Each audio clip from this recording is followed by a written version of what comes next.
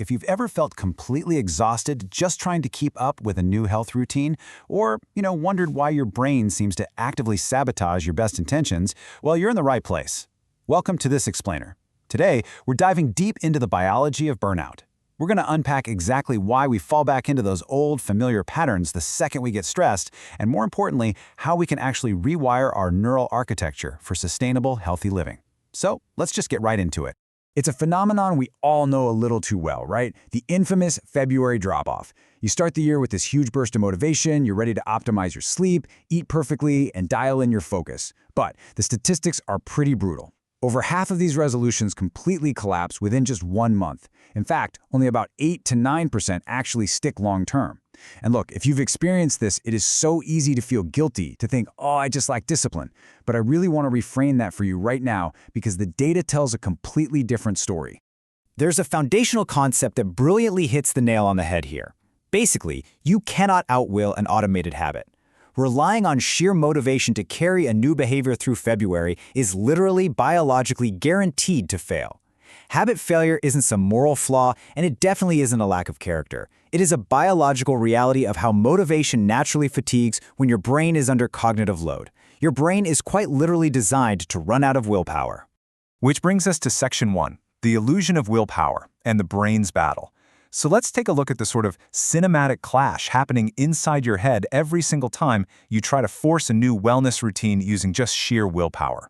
It's a clash between two very different systems.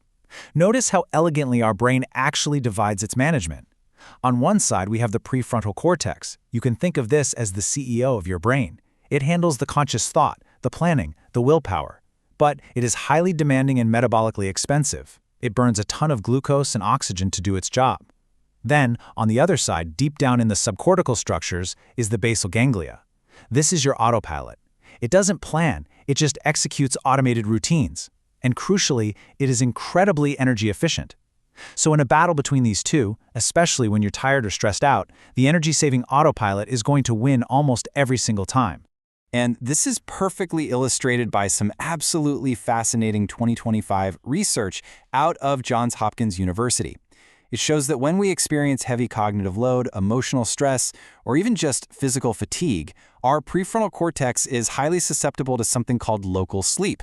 Yeah, literally, parts of your conscious decision-making brain just power down to rest. And when this happens, the brain looks at the mental effort of your new healthy habit and says, nope, too expensive. It forces a retreat to the basal ganglia. We fall back on those old, low-effort, maybe bad habits simply to conserve energy. Moving on to Section 2, your brain on autopilot. Let's dig into the actual mechanics of how these highly efficient automated behavioral pathways are constructed deep within the brain in the first place. You've probably heard of the habit loop, right? It's mapped out cleanly in 3 parts: a cue, a routine, and a reward. So a cue is an environmental trigger, like a specific time of day or even an emotional state, that triggers the automated routine, which then delivers a positive reward. Now, here is the absolute most crucial point. The basal ganglia does not judge. It has no idea if a habit is healthy, like say a morning run, or harmful, like a midnight junk food binge. It simply encodes patterns that consistently deliver a reward. And the chemical cement that locks this loop together, that's dopamine. But dopamine is really widely misunderstood. We think of it just as pleasure, but it's not. Dopamine acts on something called a prediction error. Basically, when a behavior yields an unexpected positive reward, your dopamine neurons fire intensely. This dopaminergic surge is what actually strengthens the synaptic links of that cue routine reward loop. It essentially screams at the brain, hey, remember that, do it exactly the same way next time. Which leads us to Section 3, cortisol, stress, and relapse. Because what happens when our modern, high-pressure lives inevitably collide with these delicate neurological systems? Why do periods of high stress actively hijack our carefully planned routines? Well, there is a kind of terrifying biological paradox at play here. We all know chronic stress floods our system with cortisol, but look at what that cortisol actually does structurally over time. It shrinks the hippocampus, which is vital for memory. It grows the amygdala, making us way more emotionally reactive, and it actively weakens the prefrontal cortex. All of this triggers massive decision fatigue.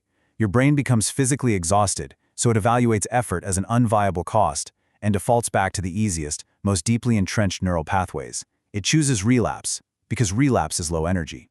To understand just how aggressively your brain seeks this kind of efficiency, consider this number, 41%.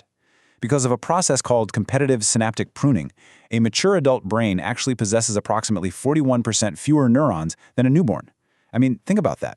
The brain ruthlessly prunes away unused neural pathways just to save energy.